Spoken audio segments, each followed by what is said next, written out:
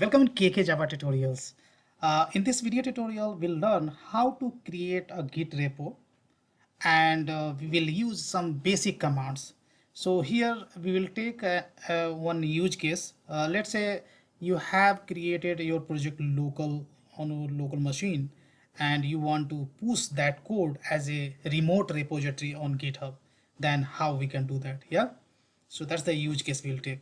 So here, first of all, we'll use git init command. So let's try to understand basically git init command what does basically. So there are some few key points you will have to keep in mind. Git init command is used to create a new blank or empty repository. It is used to make an existing project as a git project, right? So basically this will create a basically git subdirectory in your project directory. Yeah. Now several git commands run inside the repository, but init command can be run outside of the repository. This is the one of the command which runs outside of the repository, right? Now get init commands creates a .git subdirectory as I told you in the current working directory. This newly created subdirectory contains all of the necessary metadata, and these metadata can be categorized into like hooks, info, objects, and refs. So these are the uh, basically folder you'll see inside this .git subdirectory. Yeah? It also initializes head pointer for the master branch of the repository. So inside the head file you'll see that will always point to the current directory, right? So if you look into the git flow structure, then you have first of all a local workspace on your local machine. That if you want to do files or project, right, any folder or files from your local workspace to staging area, there is something is called staging area. Then you may use git add. Git as you basically used to add any files or folders. Then we have a mv means move, or you can rename using git mv. You can use to rename a existing file or folder. Similarly, rm for removal. If you want to remove any file or folder, then you can use git rm. So once you add files in the staging area, then you may use git commit to basically commit your changes in the local repository, right? So if you want to do operation combination of these two commands in one command, then you may use git commit hyphen a, right? So that's the combination of these two commands, and directly you can basically add your file in the local repository. You can commit your file into the local repository. Once you commit your file into the local repository, then you would like to push your change onto the remote repository, and that's why we have a git push. Once you do the git push, then all the files which is checked it on or checked in on or committed on local repository, that will be pushed on the remote repository, and that will be publicly visible to all the developers, right? Rest of the things we will discuss later, but here let's see, I have one use case. Let's say I have a project. Let's say I'm taking this project singleton design pattern 3 underscore 3, and this code I would like to push on the GitHub as a remote repository. Then how we can do that, right? So we'll do the step by step. So first of all, I'm going to copy this location, right? So this one second. Now here I'm going to paste this location in notepad, and backward slash I will replace with forward slash, right?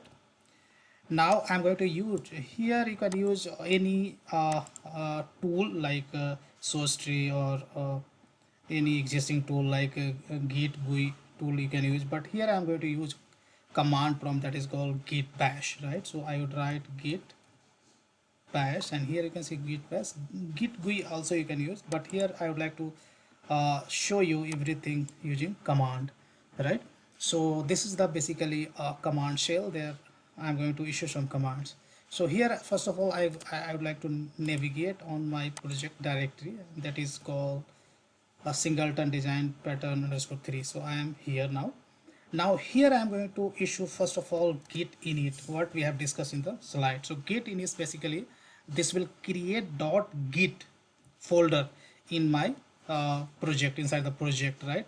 So I'm going to create this. So this is going to create an empty git uh, project, right? A git repository. So here you can see earlier .git was not there, and inside that you have a hooks, info, objects and refs, right?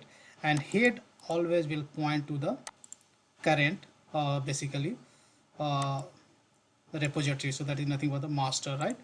Now now my this project is basically compatible with the git project, but I would like to push this code on the github. Then how we can do that? Now you must have a github account to push your code on the github. So github is a just cloud, right? So you now we want to push ArchAgent on the cloud so that anybody can clone it and they can start work on this, right? So here github is right now it's a little slower. Now I have logged into github. Now I'd like to create one repository, so just click over here and click on the new repository, and here repository name, just I'm going to give this as a this project name, right? So this project name is singleton design pattern underscore 3. So this repository name I'm going to specify as singleton design pattern underscore 3. Yeah, I would like to keep this project as public so anybody can download. And now next thing, don't select this one, initialize this repository with readme, because if you would like to basically uh, if you would like to push uh, our local repository on the remote repository, then we should not basically tick this one. Here they have written skip this step if you are importing an existing repository. So we would like to basically push our existing repository. That's why I'm not selecting this one. Now create repository, click on create. It is creating the repository. Now just wait for few seconds. I don't know, github.com is today very slow. Even I have good internet bandwidth, still this guy is little slow. Now my git repository is created. Now I'm going to use these two commands. Here you can see push an existing repository from the command line. So these two command I'm going to use. So first of all I'll copy this command and I'll go to the git bash and I'll run this command, right? So I have ran this command. So this is our remote repository, right? Name is origin, right? So we have now if you here check git remote, it will tell you the remote as origin, right? And now I need to add all my files into the staging area, right? So finally we will issue this command, but right now I'm just copying this command, but right away you cannot use this command. Before that I'll use git add and period, so that this will add all the files in the staging area. Before that I'll do git status, right? So this is showing that these are the files are untracked files, so we haven't added these files in the staging area. So what I'll do git add sorry git add, we will add all the files at once. So I'd say git add and period, this will add all the files. If you would like to add the single file, then git add and file name. So this is going to add all the files. If I do git status, then here you can see all the files have been added into the staging area, right? Now next thing we will do git commit -m. So here we will have to specify some commit message. So here I will say initial commit. Okay, so this will add our all files into the local repository, right? What we have discussed in the slide. Now what I will do,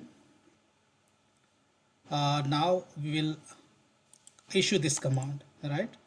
Sorry, So now we will have to copy this and we will issue this command, git push. So git push -u origin master. So this will push all my local file to this repository, right, remote repository. Now all my files have been pushed. Now if I go to the here git hub.com, and if you look into the content of singleton design pattern underscore 3, this is a little slow, then all the files must be available on this repository. Here you can see all the files I have checked in. So guys, in this video tutorial you learned, if you have any existing project in your local machine, then how you can uh, push this project on the remote repository, right? So I hope you enjoy learning this video. If you really like this video, then hit on the like button, and see you in the next video tutorial. Thank you.